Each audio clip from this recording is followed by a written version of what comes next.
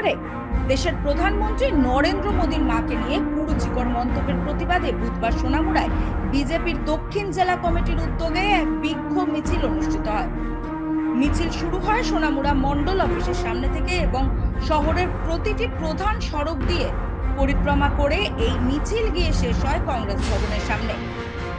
এই কর্মসূচিতে উপস্থিত ছিলেন দলের সিপাহীজলা জেলা সভাপতি উত্তম দাস, প্রদেশ মাইনরিটি মোর্চার সভাপতি ও প্রাক্তন মন্ত্রী বিল্লাল মিয়া, সোনামুড়া মন্ডল সভাপতি শুভ্রজিৎ দাস সহ অন্যান্য নেতৃত্বরা।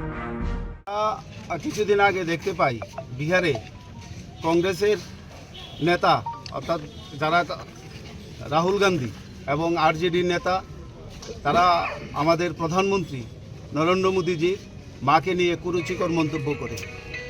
আমরা তার জন্য আজকে আমাদের এই সিপাহীজলা জেলার সাউথে আমরা একটা বিক্ষোভ মিছিল আমরা সংগঠিত করি।